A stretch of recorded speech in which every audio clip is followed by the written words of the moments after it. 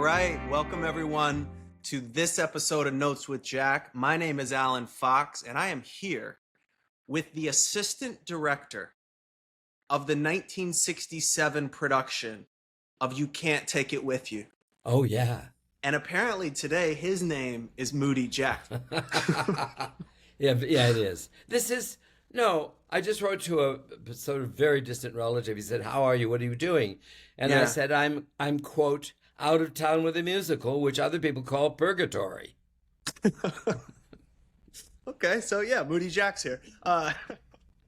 Wait, first off, I want to know a little bit about You Can't Take It With You. I'm having to dig way back in the archives to find something that will really be surprising. It says you were an assistant director. Talk to me. Do you remember that? I got a message from Bruce Valanche. Okay. You know Bruce Valanche? No. Said he was doing due diligence. Mm-hmm. Apparently, in the biography of Richard Perry. Yeah. Who's Rick that? Perry, musician. He was a big... like Rick Perry, right?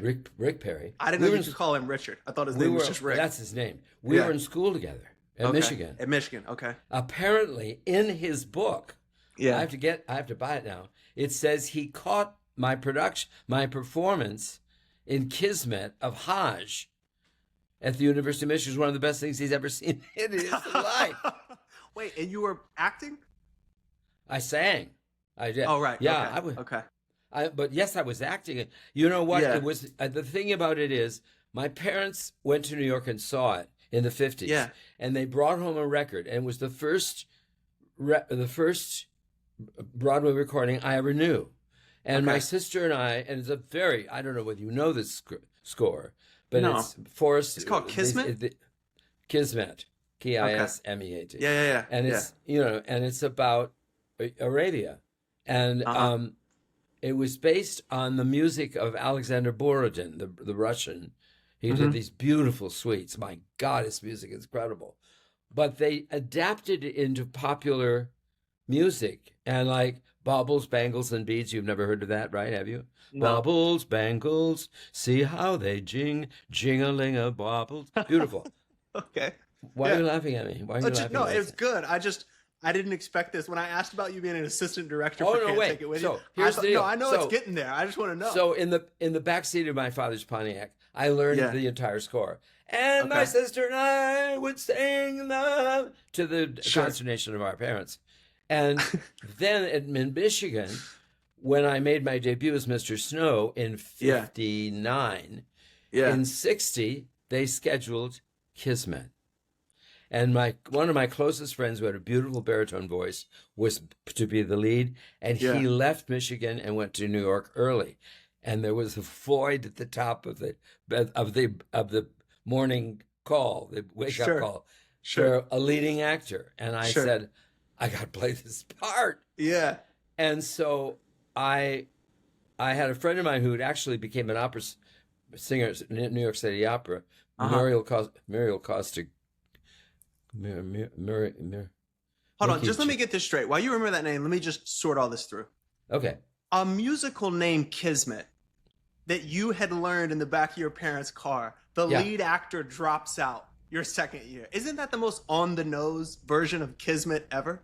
That you would have learned this thing, and then the position would just open up? I mean, the simulation was running out of ideas even back then, huh? Let me just say, if you know anything about this show, Alfred Drake, the great Alfred Drake, with a gorgeous voice and butch as hell, he was the leading man. Okay. He was the star of the show. Yeah. I'm about as much like Alfred Drake as Coda, my dog. Right. So I have no business doing this. Yeah. But the passion. Yeah. And the score, honest to God, the music is so beautiful. Yeah. It's about Arabia. It's about Sure. no one can, I think, do this anymore. Right. We're in another world. Yeah. But there's no world in which, no matter how much I cared, I would be able to play the lead in this musical, and I did. I love Isn't that that. great? It's sort of great. Right. It's great. It's so good. So It's sweet so Rick good. Perry, who's a giant in the music, and why would he put this in his biography? I've got to buy the book. Dude, I I honestly don't understand this. We weren't even very good friends. We didn't even know each other very well. It sounds like whenever you get done with your TV debut, you need to sing some backup with Rick Perry or something. Like, when's his new album coming? Like, I feel like maybe that's... He's passed. Oh. Last year. Well, rest in peace, Rick Perry. I know. You know, my crowd. What can I tell you? Yeah. So anyway, okay, that's it. All right, well, that's pretty good. Well, then let's get into Moody Jack then, because you seem pretty good. What's going on? We'll worry about You Can't Take It With You another day. Tell me about what's going on with the musical. Let me explain one thing. Okay. Maybe 20 years ago, if you were offered to do a production of something like The Sound of Music, yeah, you would get five weeks of rehearsal. It would take 5 weeks to do that. To train the actors to do all of that. Yeah. We did this show, a version of this show, very successfully, as you know. 10 years ago, it toured. Yeah. We didn't really finish it. We did a lot of revisions. We took a lot of chances. Yeah. We scraped a lot of treacle off of it. Everyone thinks that the movie, I think I've said this 100 times, is the show, and the movie is not the show. Right. Robert Wise, who did the film, took huge liberties with it. Sure. And to the consternation of the Messrs, Rogers and Hammerstein. Yeah. And so they did not they hated the movie. Right. But now this is all anybody can think of. Yeah. Yeah. And so what we assiduously did was to restore the original storytelling and the values of the original storytelling. Sure. This would be ordinarily a remount, a show with similar. And they've saved some of it's all new sets, but it's the same production. And so it should work. You should just be able to put it up, teach it to them, and out we go. Yeah. But no one who did it 10 years ago is in it. Right. And Doug Schmidt, the great designer, has added drops to it without being aware that when you put them up in the air, they're in the wrong position. Sure. And we have time problems making it smooth and moving. Sure. So, and worse, some of the scenery has been coming from Germany and is arriving even now over the Labor Day weekend. Right. So I don't even have the full set. Right. This is ostensibly... Getting the scenery from Germany sounds like a weird recipe to have problems. Well, The Sound of Music. Well, it takes place in Austria. That's what I mean. Like I'm saying, it's kind of funny. I mean, it's so beautiful. It's very beautiful. Yeah. Incredibly beautiful. Yeah. And large. Yeah. This is like summer stock. Yeah. So I have had only 2 weeks with the entire company. Yeah. I've fed them like Strasbourg geese. Yeah. With enough subtext and nuance for them to be almost immobile. Sure. We have to work this out. We have to rehearse. Yeah. I haven't addressed the company since I've been in Utica. Yeah. Because there's so much. Everybody else, the lighting, the routining, the kid training the kids, making it safe backstage. Yeah. It takes all the time. Yeah. I know you mentioned to me, we talked a couple days ago, and you mentioned to me that you felt like you had given them so much subtext that you would almost kind of I forget the metaphor you just used, but you basically have overloaded them with that. And you actually made the choice not to go to Utica until a few days after the rest of the company, right? And walk me through that thought process, because that's an interesting choice. We're having a wonderful time, and the company is gifted. Yeah. And they so badly want to please me. I mean, there's such love there and respect, and they know this is important to me, and that this is conceivably the only time this piece will ever get this treatment. Sure.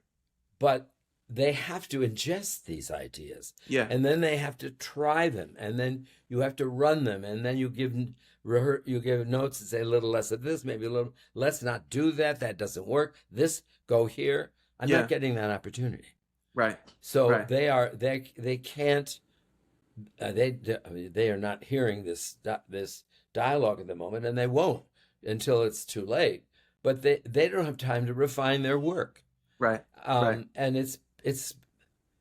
there's a period of time, Alan, you know this. Yeah. And I don't know that our viewers know this. There's a period of time in which the art is painfully difficult. Yeah. Because you are going for belief. Yeah. You're going for the kind of ease and comfort where the stuff just rolls out of you and it's as natural as breathing. And for a moment, you're caught up in the illusion that you're looking at a diorama of life that is actually accurate. Yeah. Yeah. But to get to that point is not turning on a switch. Right. And I'm playing with people's emotions. I'm playing with love. Yeah. I'm playing with the Nazi Germany. I'm playing with children who are in jeopardy. And it's fraught with danger, which is why it's great. Yeah. Well, it always starts with, and even we could go back and look at the episodes we've done on the plays you've worked on earlier this year. It starts with this like lit fuse of excitement, right? It's like, here's the ideas, here's the excitement, here's what we're going for. Everyone's trying to get to that. And then there always comes the bump, you know what I mean? Around sort of right before it goes up, right? And it's like that with writing too, where it's like, here's the excitement, here's what I know I'm going for. And then you hit that point where it's like, oh no, did we make a terrible mistake? Right? Well, go ahead, I'm sorry. Excuse me. No, go ahead. Oh, I was curious. Why don't you go, and I'll come back to this. There's the accommodation factor that you've just been through. Right. You did your screenplay. Yeah. You worked very hard on it. You believed in it. You solved some very interesting problems. You exposed some very interesting ideas that helped illuminate and bring the show forward. Then both Denzel Washington and Spike Lee get their hands on it, and it's their art too. Yeah. And they need to do the same thing that we do. They need to feel the same rush of excitement. They need to see the same belief. Yeah. And as you know too well, in Los Angeles, the writer is often in a distant planet while they suddenly make, quote, magic. Yeah. And so you look at that and you say, wow, a lot of that isn't what I meant at all, or the way I meant it. And so you and I are sort of looking at each other over a several months void, and suddenly the show is a knockout. Yeah. Allegedly one of the best things that Denzel's ever done, a return to their kinship, of their partnership after decades, blah, blah, blah. Right. They're everyone's taking credit for your work. Right. Right. And that's what's happening here too. Yeah. I have to give it over. Yeah. I can't hold this and be precious. I have to say, I pour this into your lap. Please take it seriously and love it as I do, and make it live. And yet, I can't make them do that. Is that what you're reminding yourself of in this moment? Like, I'm so curious. Like, with 50 years of history, I know this is the part of the process I'm entering. Do you feel like it's gotten easier? Like, has it? You know what I mean? It's like, no. You're just trying to remind yourself of the thing is, truth. No. I mean, that transference of this is what I feel passionately about, and this is what I am bringing to the work. Yeah. Then you throw it like a ball. Yeah. To the people, to the designers, to the technicians, to the crew, to everybody, and say, go with God. You know, and then you look at it and you think, why did she say? That's the worst thing I've ever seen in my entire life. What is she doing up there? Right. Or he, or whatever. Right. Not that they are, believe me. But of course. But that's the implication, because it has to go. Who is that? My friend that says history's a circle. I can't remember. Somebody I'm close to. Something. Yeah, it's KISMET or something. Yeah, something like that. Yes, it has to roll around. In them as well. Yeah. So that it isn't just a straight line, but it is a process by which they subsume this. Yeah. And in their own individual belief, before a camera, before an audience, whatever, make a choice. Yeah. And do it. Yeah. Do you try to detach, or do you try to hope for the best? Both. Okay. Because that's actually something I struggle with a tremendous amount. Both. Of trying not to get too hopeful and or just detaching but I want to be hopeful. I want to always lead with hope and belief. But it's so interesting, the experience leading with hope and detaching. The difference between you and me is that I'm sitting in front of them while they're working on that. Right. And you're turning it over, and sometimes you don't see it till you see the rushes or something, like what they finally did. Yeah, the premiere, you mean. Yeah. Even worse. Yeah. When it's on television. I had to buy Apple to watch it. I got it. Right. But in an odd way, what I'm saying, I guess, in an odd way, is that you know, it hurts. Yeah. Yeah. But it's what it is. Yeah. Ultimately, it isn't you, and it isn't Spike, and it isn't Denzel, Yeah. and it isn't me, and it Yeah. isn't the dead authors, and it isn't my under-rehearsed company. It's it. Yeah. Yeah. Yeah. And they cling to it by their fingernails and write it home. Yeah. And for 60 years, it's been done one way. Yeah. And now I'm challenging that. Yeah. And of course I'm protective, and of course I want more time, but I can't rob Natasha Katz of her time to light, and I can't, my stage manager, Brig, is sort of has to say these cues that brings everything in at the right moment. Yeah. This is the non-fun part. Yeah. Everyone, I'm assuming that everyone feels this, right? If you're the head coach, looking back to sports, you're the head coach. I'm assuming that everyone feels this kind of low-grade anxiety that you feel.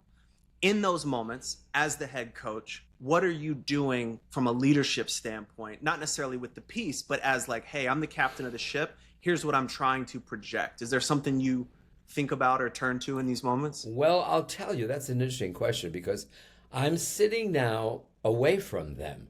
And in the theater at the moment, there are desks and computers in front of me that belong to different sections. Sure. The properties, the costumes, the intimacy coach, all of this stuff that's going on. They're all there between me and my lovely company. Yeah. And they will soon, within several days, be replaced by an indifferent audience who just walks in and sits down and says, I think I might want to see this. Yeah. I am now listening to what degree what I said was A, helpful, and B, is becoming evidenced on stage. Mm-hmm. And I can encourage that if I think, yeah, I was right. What a good scene. Yeah. Or he or she don't seem to be able to do that. I must help them do what they can do. Right. And stop insisting that they do what I want. Yeah. And there's this much time to do that. Yeah. It's so interesting. Yeah, no, of course, it makes perfect sense. So this is not, I was aware that we would be talking today. Yeah. And you know, I clearly enjoy this process, I think, as much, if maybe even more than you do, but we this is our time together as friends, and so quite frankly, I forget that we're doing anything but talking as the way we talk to each other. Yeah, you know? no, of course. I mean, I think that these are moments that I think people really, I wish more people got to see this. I wish everyone could get to see this moment, I know. because as painful as it might be for you in this standpoint and me as your friend watching, it's like, because I can feel when your energy is different, right? When we load up here, right? And it's interesting though, because I wish more people understood that this is the process, right? Because I spoke with Jason, and I were in Colorado they screened High and Low, and we were speaking to these college students, right? And I had a couple, and I wanted to ask you a couple questions about that sort of thing. But what I'll say is that I had a couple conversations with people that were aspiring writers and directors, right? And it's interesting because I wish more and more people got to see masters in discomfort while they were doing it. Because I think sometimes the idea of discomfort means it's the wrong way versus this is the process. You know what I mean? I had a day last week when, in order to comfort myself, thinking to myself, oh my God, my cake is dough. I'm not going to be able to make this happen. Right. That's the line from Shakespeare, by the way. Sure. And I thought to myself, I saw Richard Rogers going home at the end of the rehearsal day and saying to his wife, Mary, is the martini ready? We had a shitty day. This thing is no good. Yeah. Everybody has that. Everyone. Yeah. Everyone. Picasso looked at his, at a canvas and said, what was I thinking? Yeah. You know? Yeah. We're all sort of lost children when it comes to the analysis or the reality, because the whole process, the creative process, is of generosity. It is giving it away. Yeah. And it's why I have a lot of trouble remembering things that I did in the past. Yeah. Because I'm so intensely involved in this. Yeah. And that impermanence has long ago faded. And people will say, as they're doing now. I mean, Shucked is on the road, knocking it out. Yeah. And I get messages from people in California that I haven't seen in 20, 30 years saying, you were all over that show last night. We loved Yeah. And you, really? I was walking around Beverly Hills this morning because I'm the only guy up in Beverly Hills at 5:45, and they're like putting the papers out on the newspaper stands, and I walk by and there's a Shucked review in like the Beverly Hills Gazette or whatever it's called. And I go and I look at it, man, and they said directed by like theater, whatever icon word they used, Jack O'Brien. It talked about you kept it moving and you kept it doing these things, and I was like, isn't it crazy how like you're, like you just said, you're so focused on this. You're in the doldrums of the Sound of Music process. God, the worst. And over here at the Patagonia or whatever the theater's called, people are going in nightly watching Shucked, being like, man, I mean, that's got to be comforting in some ways, or sort of reassuring about the process, I would assume. Well, I have to remind myself that I had nothing to do with the fact that the Sound of Music is a great show. Right.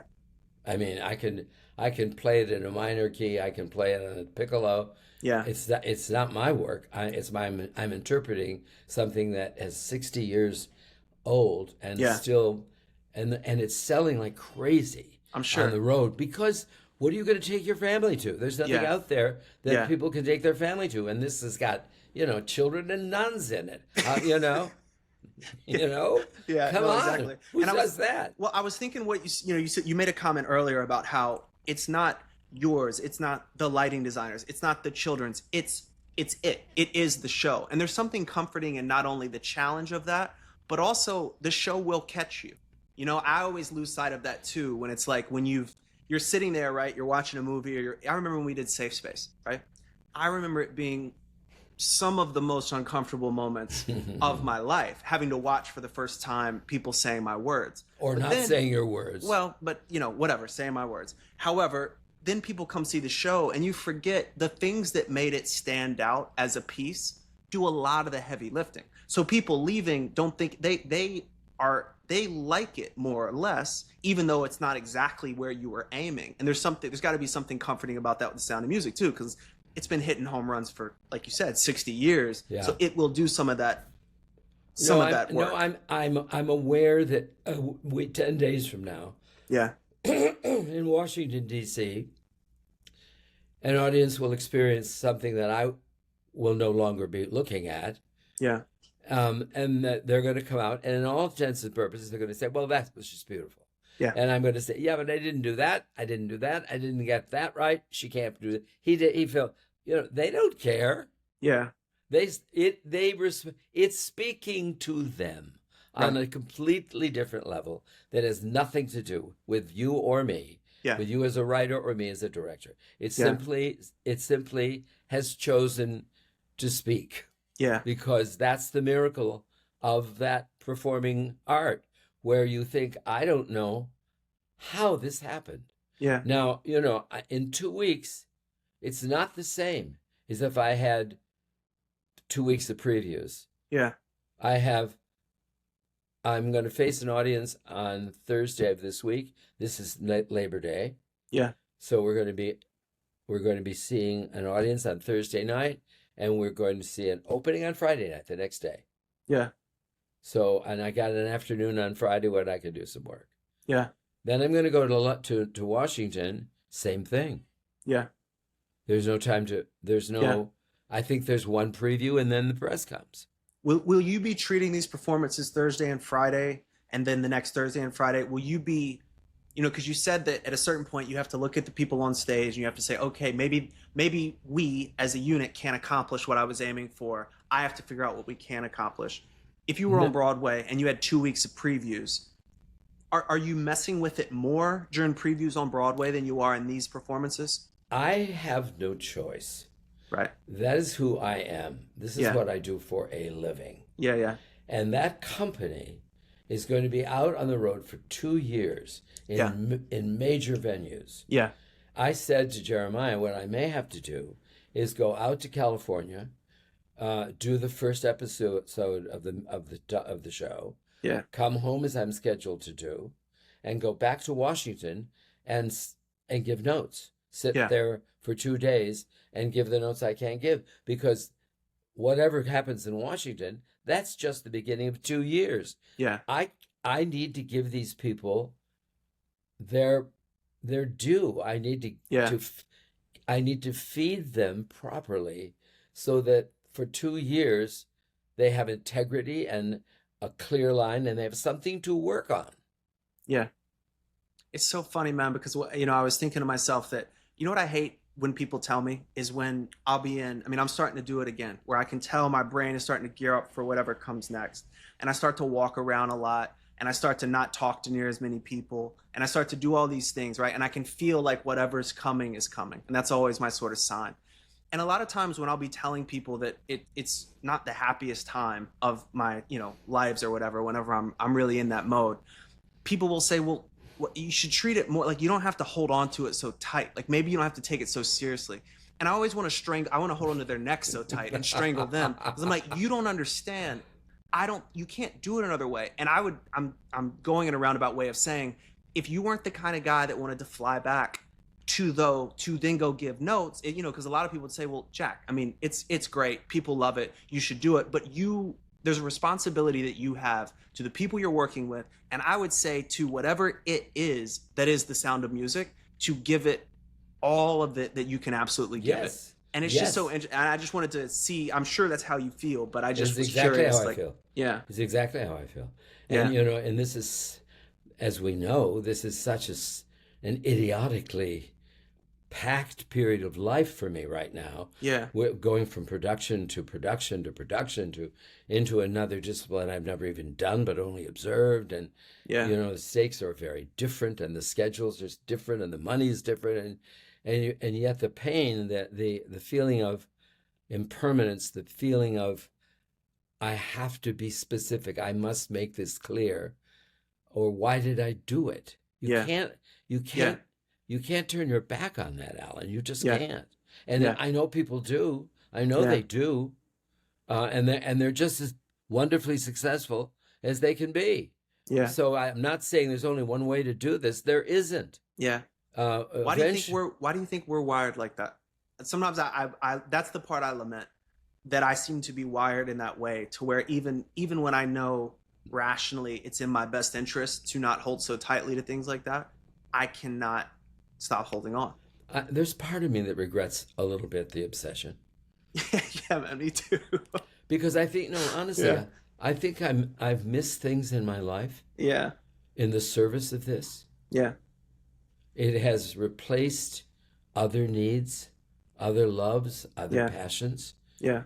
I have poured everything I can into this channel where I'm very comfortable and respected and I know what to do, because I'm not comfortable and I don't know what to do in other parts of my life. Yeah.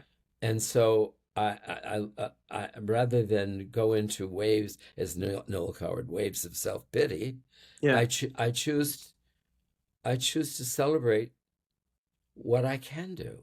Yeah. And I sort of wait to think, am I due for a big crash here? And I think, no, I'm not. No. This is who I am. Yeah. And like it or not, this is what I do. And this is the way I do it. Did you ever earnestly try to do those other things? Do you ever look back on your life and you say, you know what? I actually really did give it a go at some points, but I realized, no, this is who I am. Well, I got good at love very late in my life. Yeah. I've been reading Barry Diller's book. Yeah. Who knew? Which is, we're sort of parallel men. Mm-hmm. We grew up in completely different circumstances. He was extremely wealthy and special, and I was not. But we were both gay people in a post Eisenhower world. Yeah. And so I recognize everything that he's going through. Yeah. And no one now will know how complicated that was. It just, you were thought you were diseased or worse, cursed. Yeah. You have to get over that. You had to swim through that. So the truth of the matter is, the thing is, I'm very good at what I became. Yeah. Yeah. Because I gave it everything I had. Yeah. And so to think ill of the alternatives is a waste of time. Yeah. Do you think the art helped you get better at love? I wonder that a lot. Here's what I'll say. I wouldn't say that I've necessarily. I mean, I haven't been in love since I started taking writing and stuff really seriously. But the responsibility that I started. I mean, even though I was a professional, when I really started to take it personal and responsible, I feel like I've learned that that's also how I have to treat primary relationships in my life if I want them to be successful, like I hope projects to be successful. And maybe that's, you know what I mean? Like, and I just wonder if you experience that. I think that's true. Yeah. I mean, I've known you now long enough to see you in different phases of that. Yeah. And you're not the guy I met. Yeah. You're not the guy I went into rehearsal with. Yeah. You're not the guy I used to have drinks with in the clubhouse. Yeah. When we were first getting to know each other. You've done extremely well.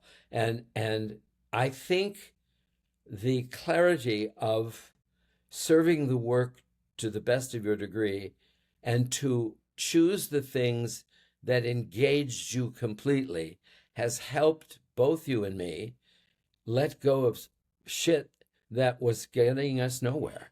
Yeah. And I think, like me, I mean, except you're don't wait as long as I did. Please don't. Jesus, it wept. But I think I cannot imagine that this isn't leading you to a whole better life that you now are being responsible for. You're being very responsible. Alan, you weren't when I met you. Oh yeah, no, I know. That was you weren't. You just weren't. And I'm not. That's not my job. But I saw this amazing creature that I thought, well, I wish I had a third of your gifts, and they weren't happening, and it really deeply upset me enough that I hung on, and here we are, this unlikely thing that's going on that is were you always responsible? Like, did you ever go through that process too, or do you feel like you always value your journey was different? You always were in the responsible same way, in that way, and recognize it in each other. Have you gone away? You're frozen. I think I've killed us. You might have froze a little bit. I don't know what to do, ladies and gentlemen. If you're watching this, he's frozen. At one of the most wonderful moments we've had so far, he's turned to stone, and I'm apparently by myself here. He'll tell me later it could be fixed, and maybe it will be fixed. But if it isn't, I'm flying this plane solo, and I don't know how to land it. Dude, you're like Denzel in Flight. The way you landed that plane solo, that was pretty impressive, man. Anyways, everyone, we're back. We got kicked off. Something happened. The internet. Jack gave me a compliment. He said I turned to stone. So, what are you looking at, man? It says, when the recording is done, you may need to stick around a little to upload your high quality recording. Thanks a lot. That's what we'll do. Let's wrap it up. I had one more question that I wanted to ask you. Based off all those nice things you were saying. Yeah. Were you ever not responsible? Did you ever feel like you weren't responsible either to yourself or to the art? Like, was there a time like that? Do you remember? Yeah. Yes. Really? Yes. I mean, I don't forget, I was surrounded. I was in a mix with incredibly proficient, self-assured, very creative people.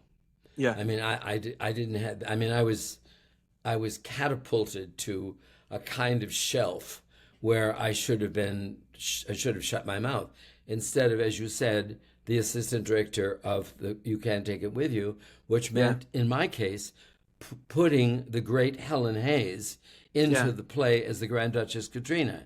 And she, who had had a terrible experience in the film of Anastasia with Ingrid Bergman, turned to me and said, this is the worst bomb of my life you're putting me through. I have to play another. Oh, it was so funny. I can't believe it. Anyway. Yeah. So the deal is, I was sort of the lonely little petunia in the onion patch. There were all of these people had gone through whatever it is we're talking about ages before. They were much, much older than I. And they were all very accomplished or gave the opinion as I'm sure we do, of having our shit together and being very accomplished, which we both know we aren't. Right. So here I am out of town in Utica, chewing my nails, thinking, I'm like, as I said, I'm like flinging popcorn to an elephant. Yeah. With these notes, there's a vast ocean between me and the stage. Can you hear me? It's sort of the way I feel. Right. So no, there were times early in my life when I thought I would never get there. And I think I was probably doing okay work at that time. Yeah. I think the work is always fine.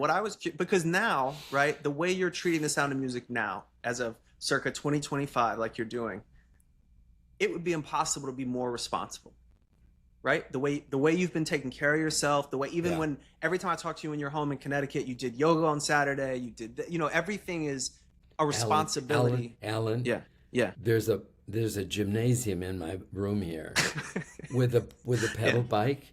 And when Jeremiah came in to set it up, I was on the bike. Yeah, I mean, you told me you started doing. It was just a joke. I know it was just a joke, but right. I thought he didn't laugh as hard as I did, but I thought it was really funny. Well, it is funny. But most good things start as a joke. So I'm trying to take care of myself. I am trying to take care of myself. Yeah, I just think I don't know. It just feels like I don't know. I mean, what am I going to tell you? But it's like it feels like you really have the responsibility thing down pat. So that's. Just what else can you ask for? Like everything else in the theater, just an illusion.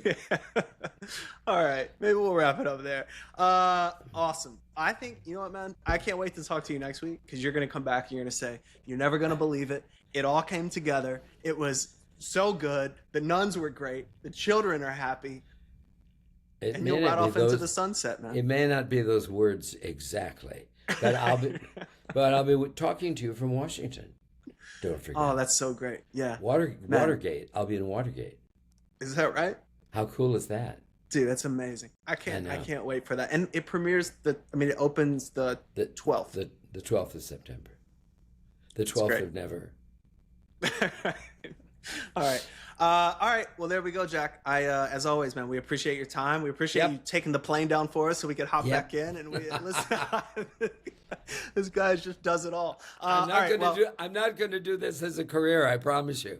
I'm not getting my pilot's license. No. We'll see. All right. Well, thank you everyone for listening. Thank you, Jack. As always, we love you, and we're going to pick up next week. Bye. Love you too. Bye.